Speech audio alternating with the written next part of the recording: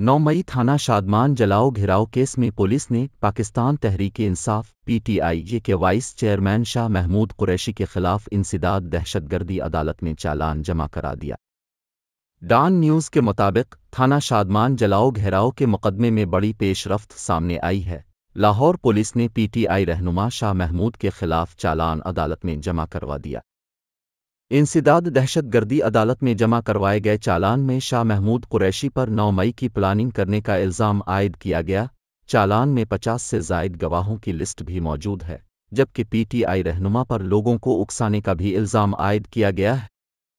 इंसदाद दहशतगर्दी अदालत ने शाह महमूद कुरैशी की तलबी के नोटिसेज जारी कर दिए।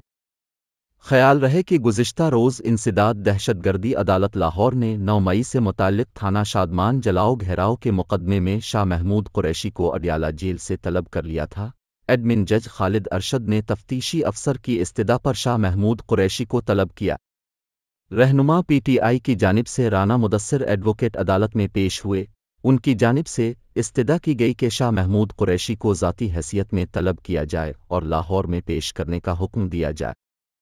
अदालत ने राना मुदस्सिर एडवोकेट की इस्तदा को मंजूर कर लिया और शाह महमूद कुरैशी को आइंदा समाअत पर पेश करने के अहकामात जारी किए।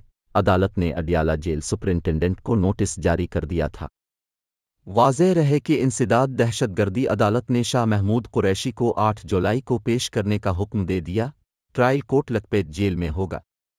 मंजर याद रहे कि गुज़िश्ता बरस 9 मई को अलकादिर ट्रस्ट केस में इमरान खान की इस्लामाबाद हाई कोर्ट के इहाते से गिरफ्तारी के बाद PTI की तरफ से मुल्कगीर एहतजाज किया गया था, जिसके दौरान लाहौर के इलाके मॉडल टाउन में 9 मई को मुस्लिम लीग नून के दफ्तर को जलाने के अलावा फौजी, सिविल और निजी तनसीबात को नज़र आतिश किया गया। सरकारी और निजी अमलाक को शदीद नुकसान पहुंचाया गया था, जबकि इस दौरान कम अज़ कम 8 अफराद हलाक और 290 ज़ख्मी हुए थे।